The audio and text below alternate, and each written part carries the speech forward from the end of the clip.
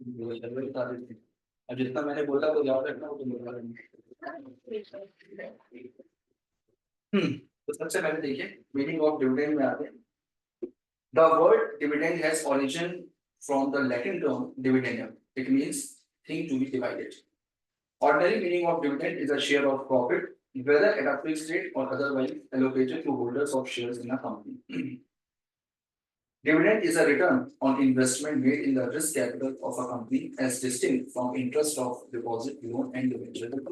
वैसे interest होता है डिवेंचर्स पे, लोन पे इंटरेस्ट होता है, डिपॉजिट पे इंटरेस्ट होता है, वो अदर रेट अलग है, वो तो अमाउंट आपको देना ही देना पड़ेगा, आपको प्रॉफिट हो या ना, लेकिन डिविडेंड अलग है और इंटरेस्ट वगैरह अलग है। Capitalisation of profit in the form of bonus share is not dividend. अगर कंपनी अपने प्रॉफिट्स को कैपिटलाइज कर रही है, और कैपिटलाइज प्रॉफिट को कैपिटलाइज करने का मतलब हाँ, रिजर्व से शेयर कैपिटल इंक्रीज करा रही है। तो अगर कंपनी अपने प्रॉफिट्स को कैपिटलाइज कर रही है और उसकी वजह से बोनस शेयर इशू कर रही है, तो बोनस शेयर इशू करना एक अलग बात है, डिविडेंड इशू करना एक अलग बात है। बोनस शेयर को कभी भी डिविडेंड से कंपेयर नहीं किया जाएगा। डेफिनेशन देखिए, डेफिनेशन इसकी बहुत आसान है। Section 2 clause 35 of the Companies Act 2013 states dividend includes any interim dividend। Such inclusive definition है। Dividend includes interim dividend। interim dividend होता है जब देखिए डिविडेंड हमेशा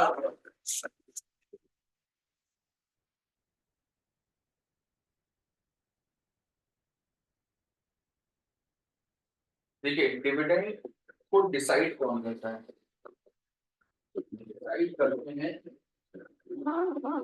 बोर्ड ऑफ डायरेक्टर्स। ठीक है, बोर्ड ऑफ डायरेक्टर्स ने डिसाइड किया, उसके बाद में डिसाइड करने के बाद में वो प्रपोज करते हैं एजीएम, और एजीएम में जब शेयर होल्डर्स अपनी एक्सेप्टेंस दे देते हैं तब वो डिविडेंड डिक्लेयर किया जाता है। ठीक है, तो फाइनल डिविडेंड तो बेसिकली ये होता है जिसको बोर्ड ऑफ डायरेक्टर डिसाइड करते हैं और प्रपोज करते हैं शेयर होल्डर्स को, शेयर होल्डर जब अपनी अप्रूवल दे देते हैं तो उसके बाद में वो डिविडेंड होता है। ये होता है सीन फाइनल डिविडेंड। फाइनल डिविडेंड का मतलब जब साल के अंत में जाता है, चलिए अप्रूव हो गया उसके साल के अंत में दे रहे हैं। एक होता है इंटरिम डिविडेंड। इंटरिम डिविडेंड का मतलब क्या होता है, जब बीच में ही कंपनी के डायरेक्टर्स को लगने लगता है कि सफिशिएंट प्रॉफिट है, जब बीच में ही डायरेक्टर्स को ऐसा लगता है कि इनको सफिशिएंट प्रॉफिट है और हम लोग डिविडेंड डिक्लेयर कर सकते हैं, तो फिर वहां पर बोर्ड ऑफ डायरेक्टर्स अगर चाहें तो इंटरिम डिविडेंड भी अनाउंस कर सकते हैं। इंटरिम डिविडेंड हमेशा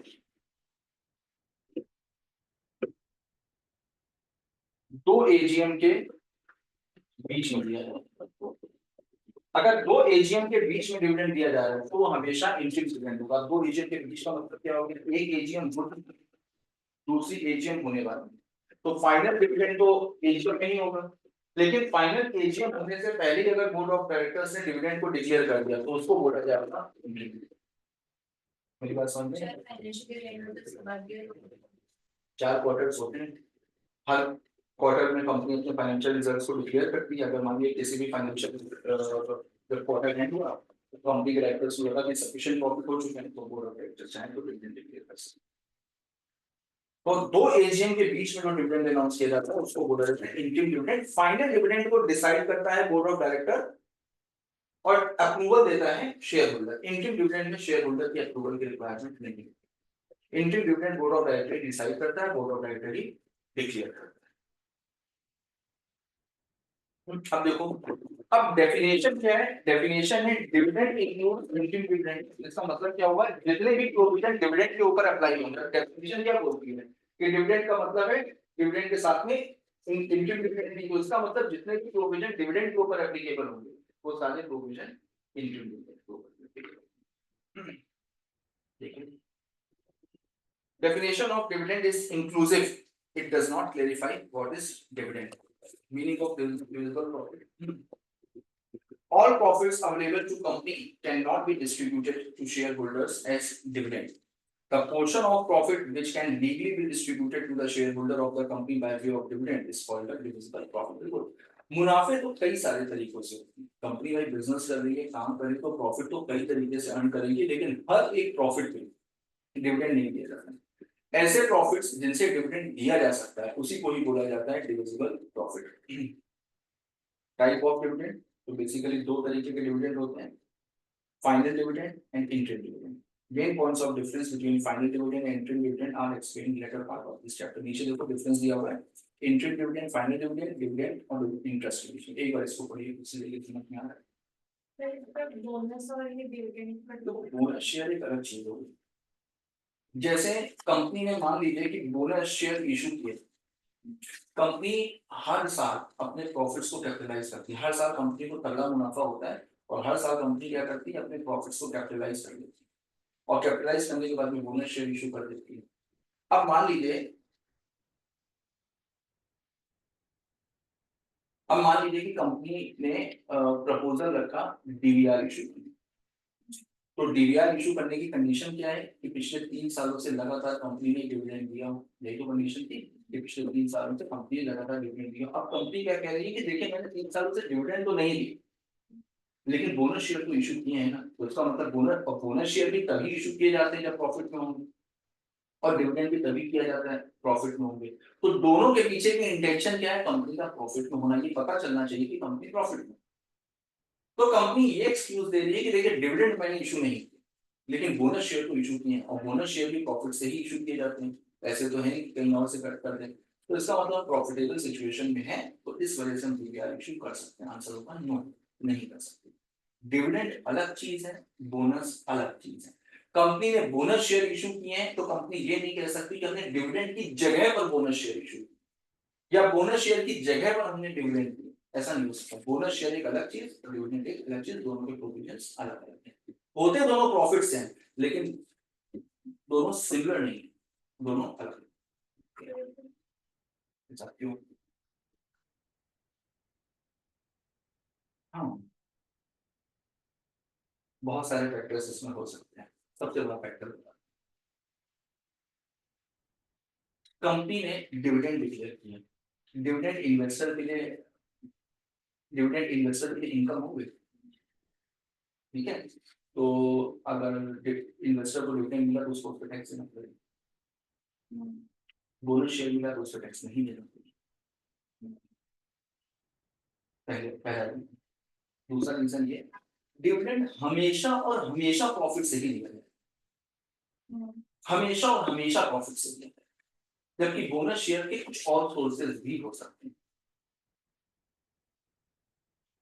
जैसे capital retention reserve account, CRR से तो दिया जाता है बोनस. मेरी बात समझ में आ रही है? तो ये कुछ. तो देखो, लॉ कभी भी बनाया जाता है, गवर्नमेंट हमेशा अपने इंटरेस्ट को प्रोटेक्ट करते हुए चलती है और गवर्नमेंट का जहां पर भी फायदा हो रहा होगा गवर्नमेंट हमेशा अपने फायदे को प्रायोरिटी देगी. ये चीज हमेशा याद है. अगर गवर्नमेंट को ऐसा लग रहा होगा कि यहाँ पर, अब जैसे अभी तक गवर्नमेंट शांत है और मुझे पता नहीं, बाईबैक पे जो प्रॉफिट होता है उस पर टैक्स नहीं होता. बाईबैक पे इन्वेस्टर को प्रॉफिट तो होगी, और ज्यादातर कंपनी डिविडेंड की जगह पर बाईबैक लेकर के आती है. वो इस वजह से लेकर के आती है कि बाईबैक पे टैक्स नहीं लगेगा. तो देखो, तो इन्वेस्टर को वहां पर प्रॉफिट हो रहा है लेकिन ये प्रॉफिट इंसेंट, इस पर गवर्नमेंट के ऊपर नजर नहीं देगी और आने वाले 2-4 सालों में इस पर भी टैक्स लगेगा. तो गवर्नमेंट, अब पहले क्या होता था, आज से 5 साल पहले अगर देखो तो इंडियन कंपनी से अगर डिविडेंड मिल रहा है तो उसको वो नॉन टैक्सेबल होता है. अगर फॉरेन कंपनी से मिल रहा है तो वो टैक्सेबल होता है. लेकिन अब ये भी कर दिया है कि इंडियन कंपनी से भी मिल रहा है. और बोनस शेयर में देखो आपको फायदा ही हो रहा है कि आपको शेयर्स मिल रहे हैं लेकिन उस पर भी कोई टैक्स नहीं लगेगा. तो इस वजह से दोनों के लिए गवर्नमेंट की गाइडलाइंस अलग है और लॉ भी अलग बोलता है. इस वजह से दोनों अलग है. इसी वजह से इसमें और इसी चीज को हाईलाइट भी किया गया है कि बोनस शेयर डिविडेंड नहीं है. बोनस शेयर अलग है, डिविडेंड. सर लेकिन कंपनी के लिए इन्वेस्टर के लिए भी दोनों के लिए फायदेमंद तो बोनस ही है. कैपिटलाइजेशन में भी हमारे पास कुछ है. बोनस शेयर दोनों के लिए फायदेमंद है लेकिन देखो, कैश का काम कैश से ही चलता है. शेयर बेच अगर शेयर बेचेंगे तो हमको कोई भी प्रॉफिट नहीं होगा क्योंकि भाई शेयर का प्राइस तो मिल जाता है मार्केट. बोनस इशू करते हैं कुछ बात. आज अगर कंपनी ने बोनस शेयर इशू किए हैं तो शेयर का प्राइस तो मिल गया है.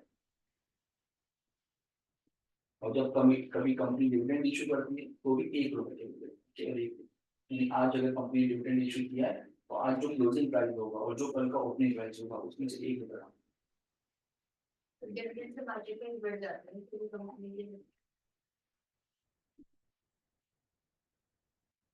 कई देखो हम लोग हमेशा अपने अकॉर्डिंग सोचते हैं कि क्या प्रॉफिट है क्या लॉस है, जो हम लोग देखते हैं हकीकत उससे कहीं ज्यादा अलग होती है। अब जैसे अभी कल मेरा एक कजन ब्रदर है, उससे फोन की बात हो रही थी, वो बीजेपी का सपोर्टर है बहुत बड़ा, मैं अगेंस्ट में रहता हूँ। तो उसने कहा बहुत शानदार बजट है, और बजट में हमने उससे तो फिर एक चीज बोली कि हमने कहा एक तो कैपिटल गेन के बारे में बोला। हमने कहा देखो गवर्नमेंट क्या कर रही है कि आप कहाँ से कमा सकते हैं, हम वहां वहां पर हाथ डालें। पहले गवर्नमेंट ने डिविडेंड पे हाथ डाला, फिर शेयर मार्केट पे हाथ डाला। अब गवर्नमेंट देख रही है कोविड के बाद से शेयर मार्केट बूम पे है, लोग अंधाधुंध पैसा कमा रहे हैं, लगाओ कैपिटल। लोग क्या करते हैं, मिडिल क्लास फैमिली क्या करती है, प्रॉपर्टी में इन्वेस्ट करती है, प्रॉपर्टी पे लॉन्ग टर्म कैपिटल गेन बना दी। सबसे बड़ी बात लोगों को पता है, सोचा क्या है, देखो हम लोग क्वालिफाइड हैं, हम लोग पढ़े लिखे हैं, और नॉर्मल आदमी पढ़ा लिखा नहीं होता, उसको आइडिया नहीं होता। आप इंडेक्सेशन को खत्म कर दिया, और इंडेक्सेशन को खत्म करने के बाद तो तुम सोच रहे आदमी बर्बाद हो जाएगा, मर जाएगा। हमें लग रहा है 2-4 लोग को सुसाइड ना करेंगे। आप ये समझो, अगर किसी प्रॉपर्टी को सन 1975 में 30,000 रुपए में खरीदा गया, 1975 का 30,000 रुपए आज की डेट का कम से कम 5-7 लाख रुपए होगा। अब इंडेक्सेशन निकालते थे तो उसको वैल्यू बढ़ जाती थी।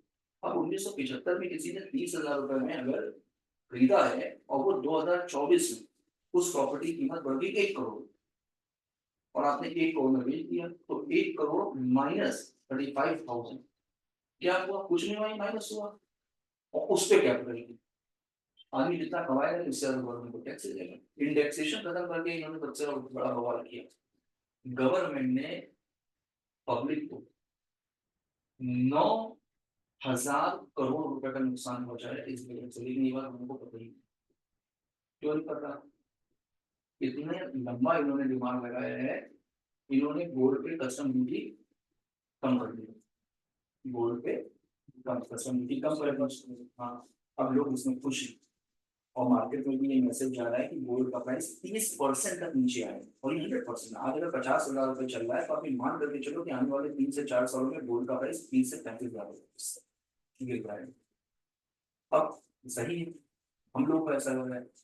पिछले 4 सालों से मोदी गवर्नमेंट क्या कर रही थी, चाहे न्यूज पेपर उठा करके देख लो, चाहे न्यूज चैनल उठा करके देख लो, सोवरेन गोल्ड बॉन्ड को बेच रही थी। जगह जगह पर ऐड आ रहा था, गोल्ड बॉन्ड खरीदो, गोल्ड बॉन्ड खरीदो, गोल्ड बॉन्ड खरीदो। पब्लिक ने अंधाधुंध गोल्ड बॉन्ड पे पैसा लगाया, क्यों, क्योंकि पब्लिक को पता था कि गोल्ड का प्राइस बढ़ेगा और इंटरेस्ट मिलेगा। 2025 में सोवरेन गोल्ड बॉन्ड मैच्योर होंगे। अब जितने लोगों ने सोवरेन गोल्ड बॉन्ड पे पैसा लगाया है, आज बजट आया, 1 साल के अंदर गोल्ड का प्राइस 30% लेस हुआ, और सोवरेन गोल्ड बॉन्ड को गवर्नमेंट रीडिंग करेगी करंट मार्केट प्राइस। गवर्नमेंट को जब पैसे की जरूरत थी, गवर्नमेंट ने सोवरेन गोल्ड बॉन्ड इशू किया, पब्लिक से पैसा ले लिया। जब पैसा देने की बारी आई तो गोल्ड का रेट ही कम कर दिया। लेकिन ओवरऑल तो प्रॉफिट है ना, ठीक है, वो कुछ प्रॉफिट नहीं, हम जो खरीदेगा उसके लिए तो प्रॉफिट। मैंने एक बताया था कि 3 तरीके के इंस्ट्रूमेंट हैं, एक प्योर, एक हाइब्रिड और एक डेरिवेटिव। गोल्ड बॉन्ड क्या हुआ, डेरिवेटिव। भाई गोल्ड बॉन्ड की अपने आप में कोई वैल्यू थोड़ी ना है, वो तो अपनी वैल्यू को डिराइव करता है गोल्ड से। अब गवर्नमेंट ने गोल्ड की वैल्यू गिरा दी तो गोल्ड बॉन्ड की वैल्यू मिलेगी, इन्वेस्टर को क्या मिलेगा, कुछ नहीं मिलेगा।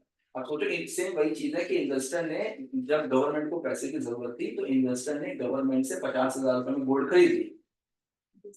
अब जब बेचने की बारी आई तो गोल्ड का प्राइस गवर्नमेंट ने 30,000 कर दिया। अब 50,000 की चीज खरीद करके 30,000 में बेचोगे तो 20,000 का नुकसान नहीं है।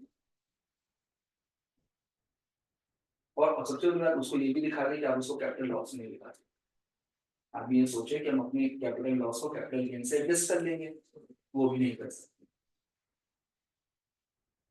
मतलब इन्होंने इतनी चीजें डेवलप करी है। अब इधर दिल्ली वगैरह में हर जगह पर बहुत सारे इंस्टीट्यूट खुल गए हैं फ्यूचर्स और ऑप्शन के। लोगों को ऑप्शन ट्रेडिंग और फ्यूचर ट्रेडिंग सिखाई जाती है। गवर्नमेंट के दिमाग में आया कि अब यार नॉर्मल आदमी भी फ्यूचर्स और ऑप्शन करता, पहले तो ब्रोकर करते थे, अब नॉर्मल आदमी कर रहा है, उससे कमा भी रहा है। तो गवर्नमेंट ने क्या किया, फ्यूचर्स के रेट भी बढ़ा दिए, ऑप्शन के भी कंडीशन सेट कर दी। हाँ, एक ऐसे सिंगल पॉइंट को नहीं छोड़ा यहाँ पर पब्लिक पैसे देगा हर तरीके से। लेकिन आम आदमी में समझ से रहा है, अब आम आदमी को क्या पता इंडेक्सेशन की वैल्यू क्या होती है, वो तो तब उसको पता चलेगा जब वो प्रॉपर्टी बेचने के लिए निकलेगा। अभी जितने लोग तारीफ कर रहे हैं ना कि जब वो अपनी अपनी प्रॉपर्टी को बेचने के लिए निकले तब उनकी हालत खराब होगी, क्योंकि भयंकर टैक्स बहुत बड़ा बढ़ जाएगा। हाँ 100% ब्लैक मनी बढ़ेगा, 100% और ब्लैक मनी किसका बढ़ेगा, जो बड़े बड़े बिल्डर्स हैं इंडेक्सेशन होती है। इंडेक्सेशन होती थी कि जैसे अगर मान लो कि मैंने कोई भी प्रॉपर्टी 1980 में खरीदी है, 1980 में रुपए की वैल्यू कम थी, तो 1980 में मान लो हमने 3 लाख रुपए की कोई प्रॉपर्टी खरीदी, तो एक इंडेक्सेशन से आप क्या निकालते थे कि आज की डेट में उस 3 लाख रुपए की वैल्यू क्या होती है, तो सपोज करो आज की डेट में उस 3 लाख रुपए की वैल्यू 15 लाख, ठीक। अब हमने वो प्रॉपर्टी 45 लाख की बेची, तो वहां पर ये माना जाएगा कि ये प्रॉपर्टी हमने 15 लाख की खरीदी है और 45 लाख की बेची है, तो 30 लाख का प्रॉफिट था। अब गवर्नमेंट ने क्या किया कि इंडेक्सेशन खत्म कर दिया है, तो अगर वो प्रॉपर्टी 3 लाख की खरीदी है तो पूरा का पूरा बहुत ज्यादा है, और इसमें मरेगा कौन, जिसकी बहुत पुरानी प्रॉपर्टी होगी। अब किसी ने दादा परदादा में उस समय 10,000 रुपए की सभी खरीदी होगी, तो गया तो कहानी खत्म। तो ये लोगों को नहीं पता है, तो इस वजह से लोगों को लग रहा है कि नहीं, ठीक है देश की तरक्की है अच्छा है, लेकिन खुद की प्रॉपर्टी जब बिकेगी तब समझ में आएगा कि यार तो पूरा गड़बड़ हो गई। बड़ी चीज होती है। अरे वो 25 में बढ़ा के इधर से 25 लाख रुपए निकाल के तो लिए,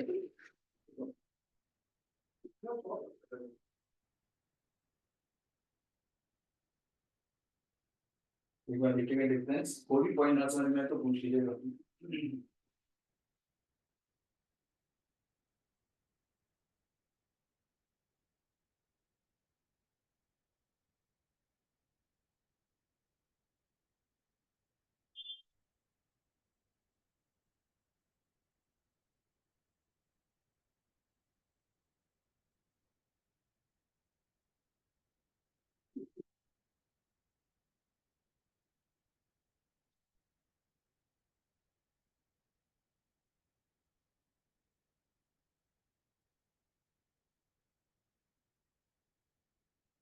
कोई भी पॉइंट ना आए तो पूछ लीजिएगा।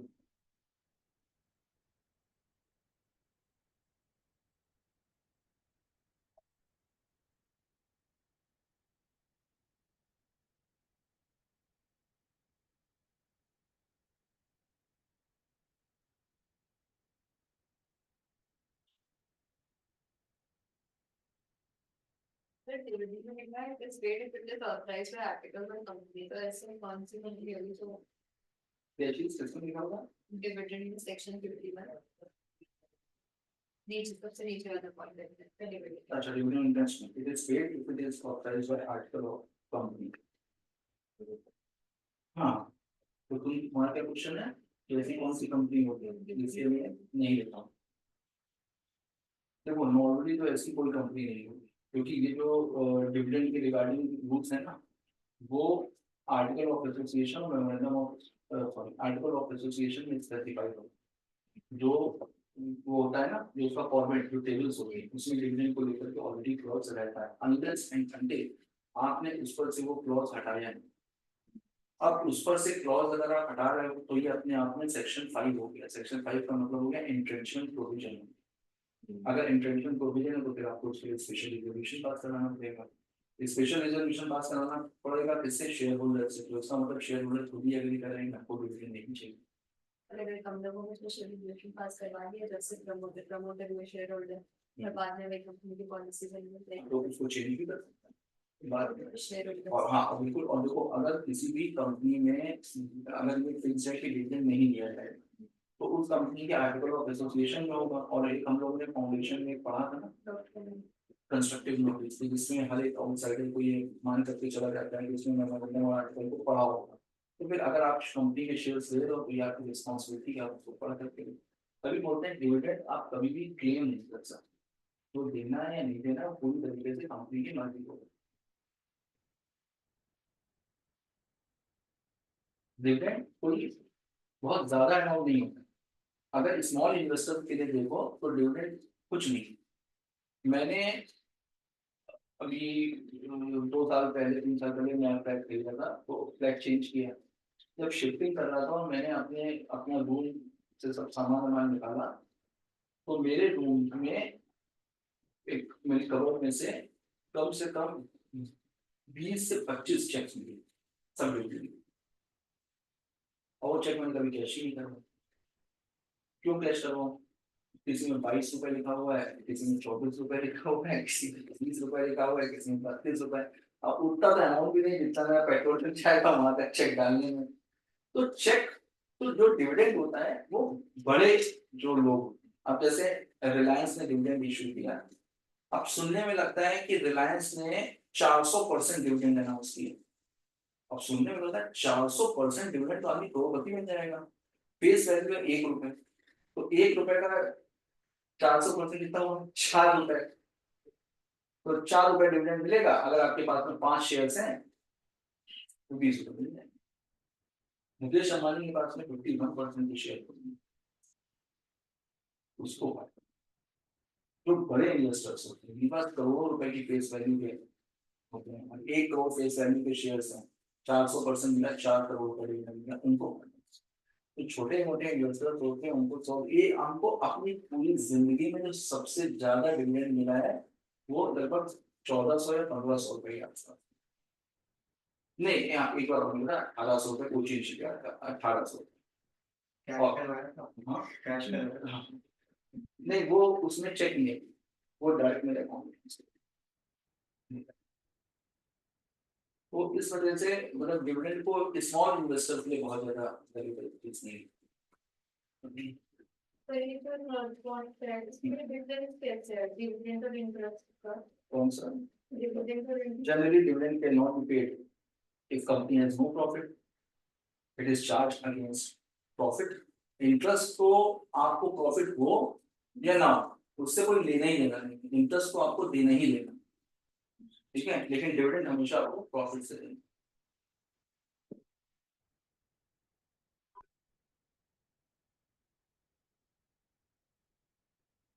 आगे देखिए sources for payment of dividend section, बाकी सारे पॉइंट्स क्लियर है।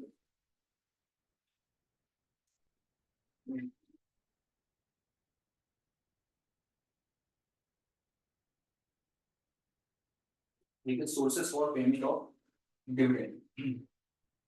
A dividend on equity as well as preference shares can be paid only out of profits. Dividend can be paid out of profits of current year after providing for depreciation as per schedule 2.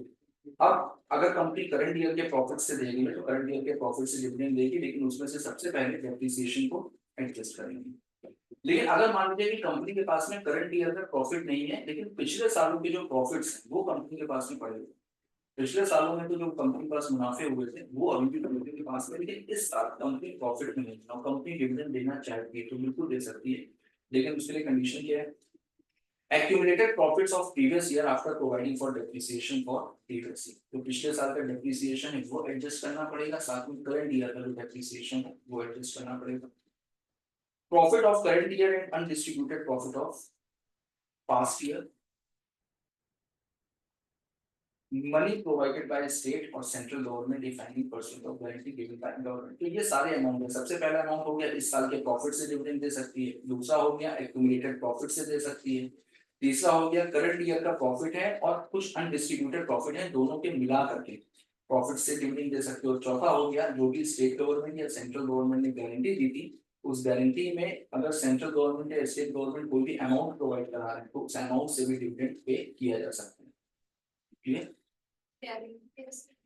जैसे कई बार होता है कि government company है उसमें 100% share holding government के पास है, अब गवर्नमेंट उससे उसकी सिक्योरिटीज इशू कर रही है, तो अब गवर्नमेंट ने उसमें गारंटी लेकर के रखी हुई थी कि उसमें कितने परसेंट डिविडेंड मिलेगा, मतलब गवर्नमेंट ने क्या गारंटी दी थी? गवर्नमेंट कंपनी ने गारंटी लेकर के रखी हुई थी जब भी सिक्योरिटीज इशू करी थी उन्होंने 10% डिविडेंड मिलेगा।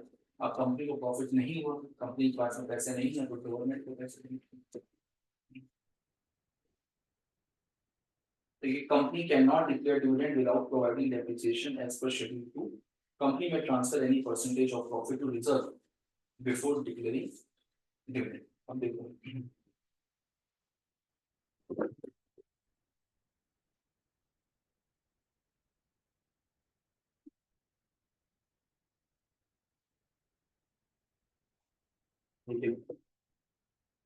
कंपनी जो करंट ईयर का प्रॉफिट है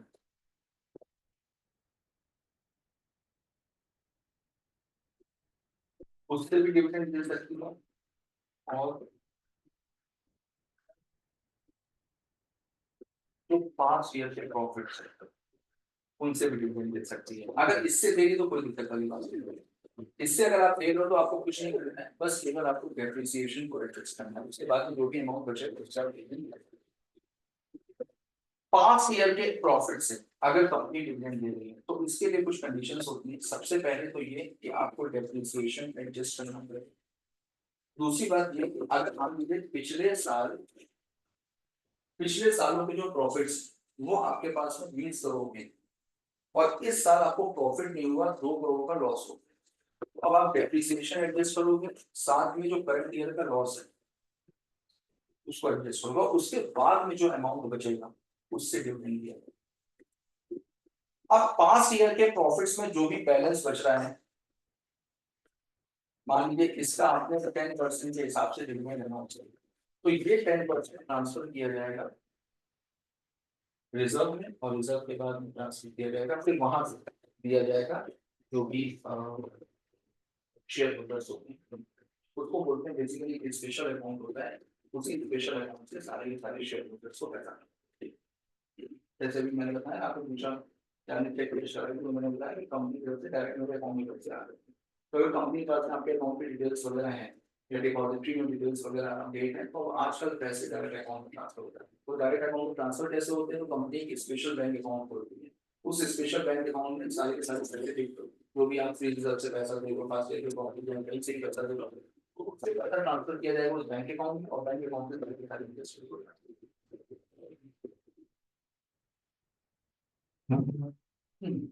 Payment of dividend not allowed completely. If a company fails to comply with the provision of section 73 and 74, section 73 और 74 किसका था? डिपॉजिट का।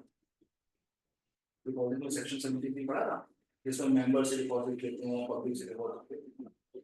Regard to acceptance of deposit from public, it shall not declare any dividend on its equity share till such non-compliance exists. अगर company ने deposit की repayment को लेकर के कोई भी डिफॉल्ट किया है या सेक्शन 73 की गाइडलाइंस को फॉलो नहीं किया है तो फिर उस केस में कंपनी तब तक डिविडेंड इशू नहीं कर सकती जब तक वो नॉन कंप्लायंट एग्जिस्ट कर रहा है। लेकिन यहाँ पर स्पेसिफाइड है, इसको अंडरलाइन करिएगा, it shall not declare any dividend on it's equity shares.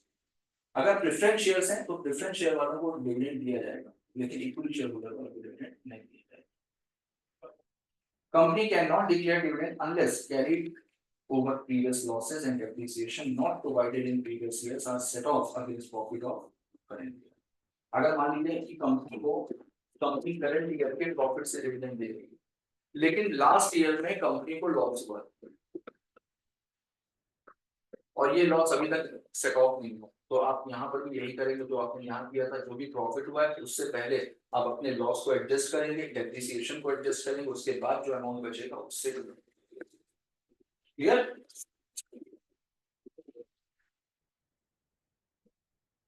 आगे देखिए डिविडेंड आउट ऑफ रिजर्व्स, इसको मोस्ट इम्पोर्टेंट मार्क करिएगा। When company can declare dividend out of reserve, company can declare dividend out of reserves when company has inadequate profit or has no profit to call to declare dividend.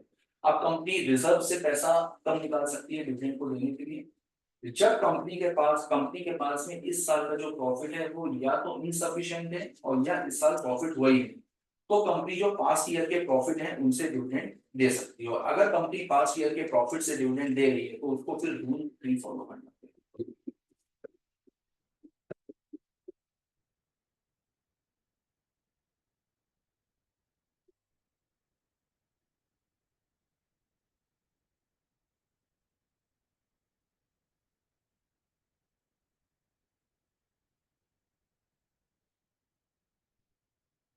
सबसे पहले बहुत ध्यान से समझिए, ना समझ में दोबारा से पूछिए। सबसे पहले रूल 3 कब एप्लीकेबल होता है, तो रूल 3 कब एप्लीकेबल होता है जब कंपनी के पास सफिशिएंट प्रॉफिट्स नहीं है, या तो प्रॉफिट हुआ ही नहीं है और या हुआ भी है तो वो सफिशिएंट नहीं है। तो कंपनी क्या कर रही है, अपने 5 ईयर के प्रॉफिट से पैसा निकाल रही है, जो रिजर्व से पैसा निकाल करके तब डिविडेंड डिस्ट्रीब्यूट करेगी। तो अगर कंपनी 5 ईयर के प्रॉफिट से डिविडेंड डिस्ट्रीब्यूट करेगी तो वहां पर फिर रूल 3 एप्लीकेबल होगा। रूल 3 देखो बोलता क्या है। अब रूल 3 में ऐसा नहीं है कि आप मनमाने तरीके से डिविडेंड डिक्लेयर करें। आपने डिक्लेयर कर दिया मन में 400%, 500%, वहां पर प्रॉपर अमाउंट का कैलकुलेशन होगा, और वो कैलकुलेशन करने के बाद में कंपनी की मैक्सिमम लिमिट है, और उस मैक्सिमम लिमिट के अंदर ही आप डिविडेंड डिक्लेयर कर सकते हैं। तो रूल 3 बेसिकली बताता है कि अगर कंपनी 5 ईयर के प्रॉफिट से डिविडेंड दे रही है तो कितना मैक्सिमम डिविडेंड दे सकती है, उससे अगर कंपनी नहीं डिस्ट्रीब्यूट कर सकती। सबसे पहले इसमें अगर कंपनी ने पिछले 3 सालों में डिविडेंड दिया है, ठीक है, तो उसका 3 सालों का एवरेज रेट क्या है, वो 3 सालों का एवरेज रेट निकाले सबसे पहले, उससे ज्यादा नहीं दे सकते। ठीक, जैसे एक साल कंपनी ने 10% डिविडेंड दिया, एक साल कंपनी ने 15% डिविडेंड दिया, और एक साल कंपनी ने 35% डिविडेंड दिया। ठीक, तो अब इसका एवरेज कितना हो गया, 35, 15, 50, 60। ये कंपनी की मैक्सिमम लिमिट है कि अब ये मैक्सिमम है, कंपनी मैक्सिमम 20% से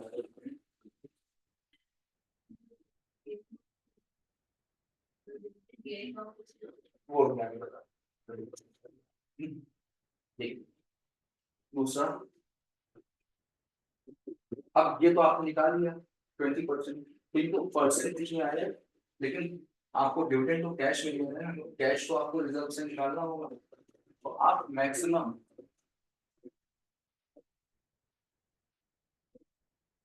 1/10 ऑफ पेड-अप कैपिटल, इससे ज्यादा पैसा नहीं मिला। तो सबसे पहली कंडीशन ये हो गई कि 3 साल से एवरेज से ज्यादा नहीं होना चाहिए। दूसरी कंडीशन ये हो गई कि जो भी आप अमाउंट निकाल रहे हो वो पेड-अप कैपिटल और फ्री रिजर्व से ज्यादा नहीं। अब ये अमाउंट आपको निकाल लिया 1/10 मैक्सिमम अमाउंट। अब इससे आप क्या करोगे, अपने लॉस को और डेप्रिसिएशन को एडजस्ट करोगे।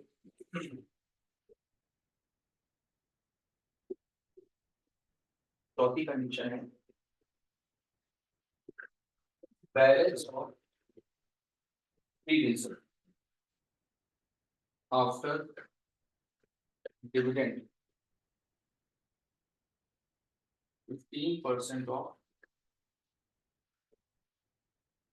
Paid-up capital. ये जो पैसा आप निकाल रहे हो, निकाल कहाँ से, फ्री रिजर्व से।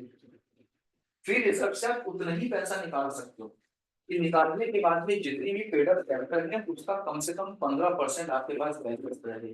आप ऐसा नहीं कि फ्री रिजर्व निकाल करके खाली कर दिए, आप केवल उतना पैसा विड्रॉ कर सकते हो कि पेड-अप कैपिटल का 15%। ये एक तरीके से आप ये समझ लो कि ये मिनिमम बैलेंस रिक्वायरमेंट, कम से कम इतना बैलेंस तो होना ही चाहिए। कितना बैलेंस होना चाहिए, पेड-अप कैपिटल का 15%। अब ये सारी कंडीशंस फुलफिल होनी चाहिए। अब ये 20% आया है तो इसका मतलब ये नहीं कि 20% आप दे सकते हो। 20% के बाद में आपको वैल्यू निकालनी पड़ेगी कि कितनी वैल्यू हो रही है, क्योंकि आप 1/10 से आप नहीं दे सकते। अब मान लीजिए 20% अगर डिविडेंड देती है तो 20% आ रहा है, मान लीजिए 5 लाख रुपए, और 1/10 अगर निकालते हैं तो 1/10 आ रहा है 3 लाख। कंपनी कितना डिविडेंड दे सकती है, 3। क्यों, क्योंकि वो 3 लाख देंगे तो दोनों कंडीशन सेटिस्फाइड हो जाएंगे। अब 3 लाख में से क्या करेंगे, सबसे पहले लॉस और डेप्रिसिएशन को एडजस्ट करेंगे। अब ये 3 लाख रुपए निकाल कहां से लेंगे, रिजर्व से। तो 3 लाख रुपए निकालने के बाद में पेड-अप कैपिटल का 15% कम से कम कर देंगे। तो ये सारी कंडीशंस फुलफिल होंगी तब जाकर के निकलेगा फाइनल अमाउंट ऑफ डिविडेंड की कंपनी इतना डिविडेंड डिस्ट्रीब्यूट। लॉस में डेप्रिसिएशन जो हम निकालने की डिविडेंड अमाउंट उससे उससे माइनस होगा, लेकिन वो कहीं जाएगा नहीं, वो रहेगा उसी में। लॉस को एडजस्ट करने का मतलब, लॉस को एडजस्ट करने का मतलब ये है कि जैसे 1 लाख रुपए हम रिजर्व से निकाल रहे हैं, अब 1 लाख रुपए का लॉस हुआ था तो हम रिजर्व से कितना निकाल सकते हैं, ठीक है, समझ में आया सबको? एक क्वेश्चन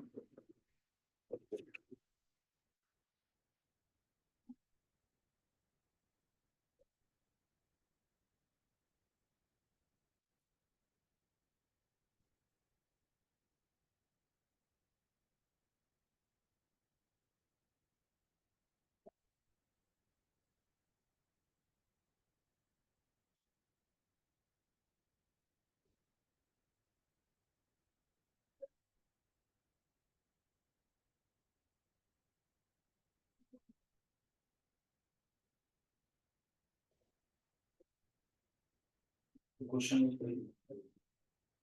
यश लिमिटेड, थ्योरी बाद में पढ़ लेंगे, थ्योरी में कुछ नहीं रखा है, अब चीजें दिमाग में होनी चाहिए। नहीं यही समझ रही थी पढ़ के। ये यही लिखा होगा, ये थोड़ा सा उसमें टेक्निकल लैंग्वेज है तो उसको समझोगे तो याद करने में मुश्किल होगी, इसको थोड़ा सा यश limited has only one type of capital.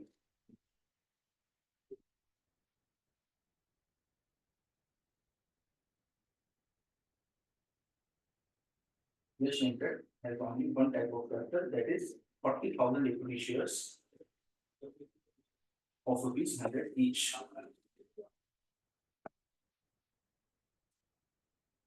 It also has got reserves.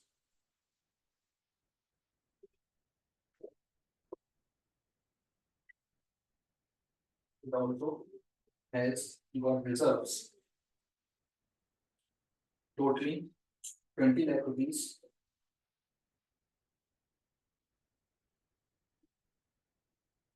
The company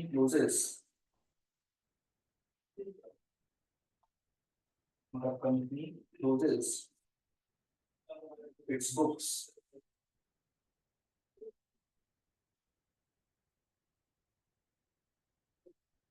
on 31st March each year.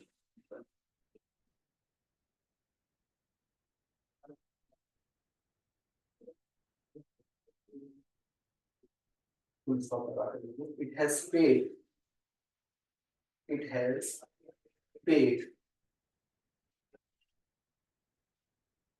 dividends.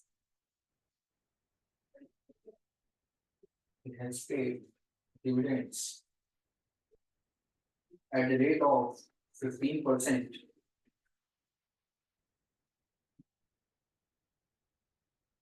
At the rate of 15%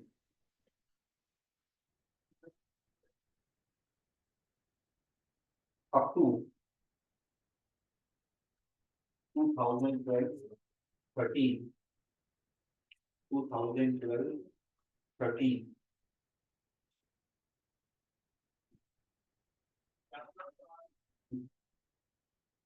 and 20% thereafter. And 20% thereafter.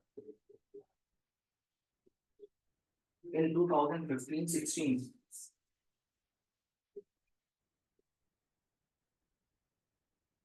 the company suffered a loss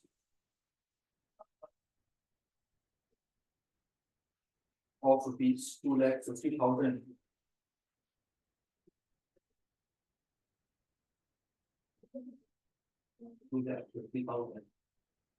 Therefore, it wishes to draw. It wishes to draw required amount out of the reserves.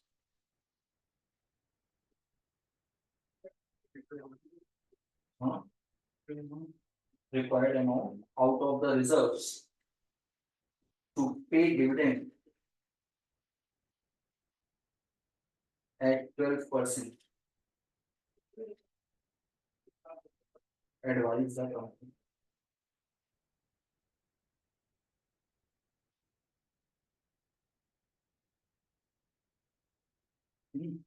तो ये question है, अभी का question पढ़ो, question समझ में आ रहा है?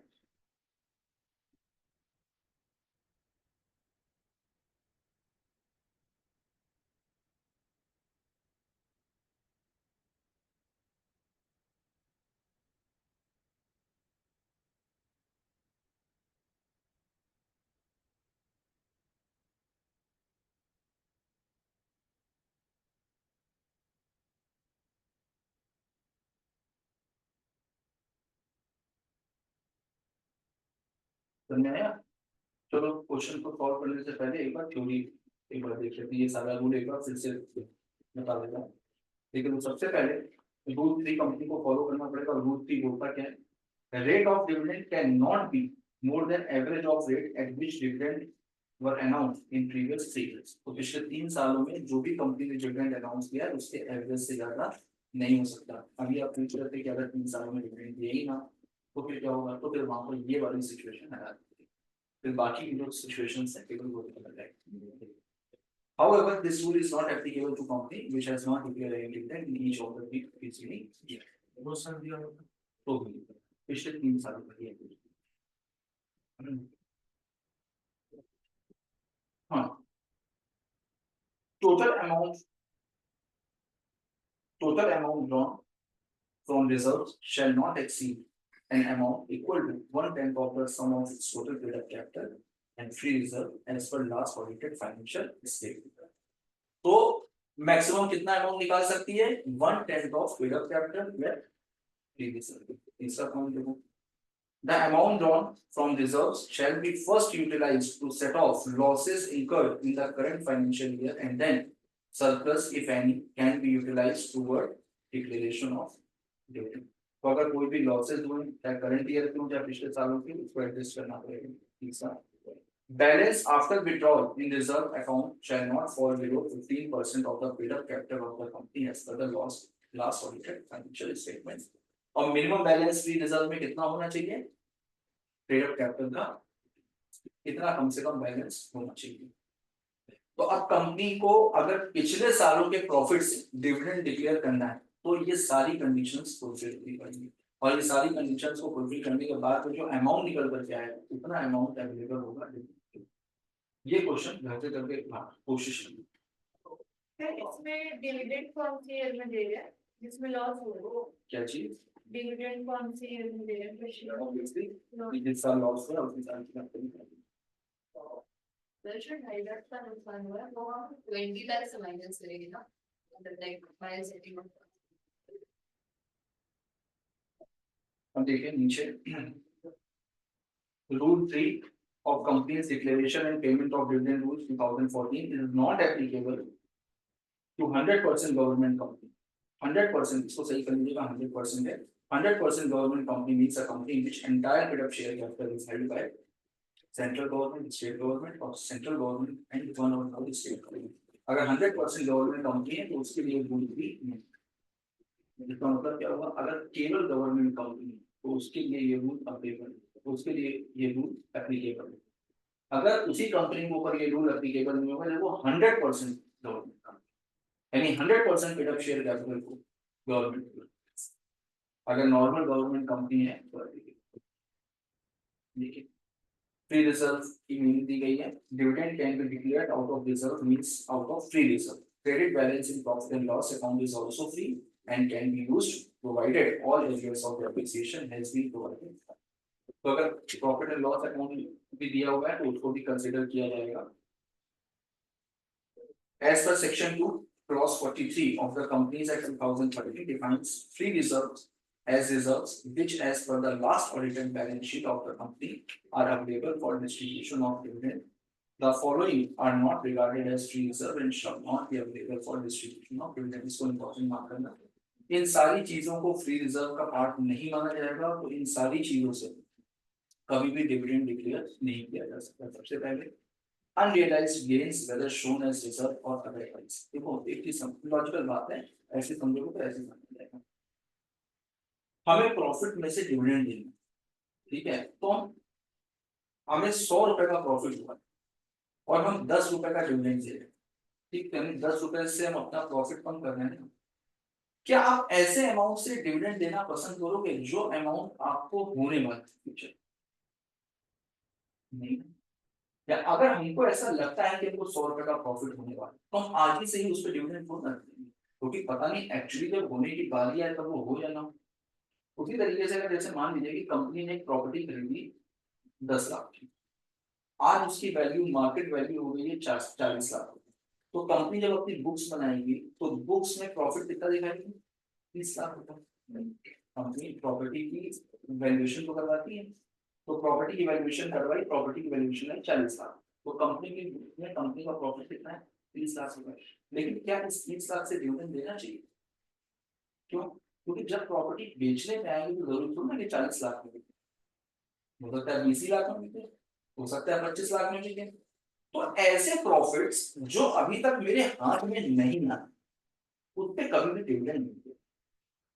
जितने भी अनरियलाइज्ड प्रॉफिट पे डिविडेंड हमेशा तभी दिया जाएगा जब वो प्रॉफिट हमारे हाथ में, तो उससे तो हम डिविडेंड दे रहे हैं, तुमको समझना है। क्योंकि जो प्रॉफिट अनरियलाइज है तो पता नहीं मिलेंगे कि नहीं मिलेंगे, होंगे कि नहीं होंगे, कहीं गवर्नमेंट की कुछ गाइडलाइंस आ गई या कुछ हो गया तो उसमें कुछ ना कुछ कर सकते हैं। तो वही चीज यहाँ पर दी गई है, अगर कोई भी अनरियलाइज गेन्स है तो भले उसको आपने रिजर्व में दिखाया हो या ना दिखाया हो, उस पर डिविडेंड नहीं दिया जाए। मेरी बात समझ में आई? आगे देखिए, नोशनल गेन्स। नोशनल गेन्स का मतलब जो अगर कंपनी से ज्यादा रिडक्शन देती और मेरा तो खर्चा नहीं हुआ है। नोशनल गेन ऐसा कोई भी मुनाफा तो आपको अचानक से हो गया। जैसे आपने एक एस्टिमेशन लगाया कि आपका कोई प्रोजेक्ट 50 लाख में होगा और वो प्रोजेक्ट आपका 40 लाख में हो गया, तो 10 लाख रुपए आपका प्रॉफिट है ना, लेकिन ये प्रॉफिट नोशनल गेन आएगा, इससे डिविडेंड नहीं दिया जाएगा। कहने को तो ये प्रॉफिट है लेकिन ये डिविडेंड के लिए eligible. Amount representing revaluation of asset whether shown on as reserve और अदरवाइज। और वही चीज है जो मैंने आपको बताया, अगर एसेट का कोई भी रिवैल्यूएशन करवाया जाए उससे अगर कोई भी प्रॉपर्टी की वैल्यू बढ़ रही है उसको कभी भी नहीं दिया जाएगा। Any change in carrying amount of an asset or liability recognized in equity, including surplus and profit and loss account on measurement of asset or liability at fair value। अगर आप अपनी एसेट और लाइबिलिटी की fair value निकलवाते हैं, fair value निकलवाने के बाद में उसमें कुछ भी 19-20 होता है और 19-20 करने के बाद में आपको पता चलता है कि आपकी लाइबिलिटी कम है, एसेट की वैल्यू ज्यादा हो गई, आप प्रॉफिट वाली सिचुएशन में आ गए। अब प्रॉफिट वाली सिचुएशन में आ गए उसका मतलब ये नहीं कि प्रॉफिट से आप डिविडेंड दे, वो प्रॉफिट कंसीडर। मेरी बात समझ में आई सबको? ठीक है? सर अगर रिवैल्यूएशन में लॉस हो रहा तो वो रिवैल्यूएशन में लॉस माइनस करेगा प्रॉफिट से जो हम देने चाहते हैं। जो चीज अभी तक नहीं हुई है, चाहे वो प्रॉफिट हो चाहे वो लॉस हो, हम उसको कंसीडर नहीं। ठीक है? चलो आज लेते हैं ये वाला क्वेश्चन एक बार करके जाइए, ठीक है? नहीं कर पाएंगे तो नेक्स्ट क्वेश्चन को सॉल्व। पर एग्जाम में देखो, एग्जाम में 2 क्वेश्चन न्यूमेरिकल जरूर आएंगे। आप पिछले 4 अटेम्प्ट थे, 4 साल के पेपर उठा करके देखो, शुरुआत में जो क्वेश्चन नंबर 1 होता है कंपलसरी, उसमें एक न्यूमेरिकल क्वेश्चन होता है और बीच में 1-2 न्यूमेरिकल क्वेश्चन होते हैं। 2 या 3 न्यूमेरिकल क्वेश्चन 100% पूछे जाते हैं और न्यूमेरिकल क्वेश्चन आपके में ज्यादा है फिक्स है, या तो रिडम्पशन ऑफ प्रेफरेंस शेयर से पूछा जा सकता है, या बायबैक से पूछा जा सकता है, या आपका डिपॉजिट वाला जो क्वेश्चन मैंने करवाया है उससे पूछा जा सकता है, या ये जो डिविडेंड वाला मैंने क्वेश्चन किया, यही 4-5 क्वेश्चन मिलते हैं। चलिए नेक्स्ट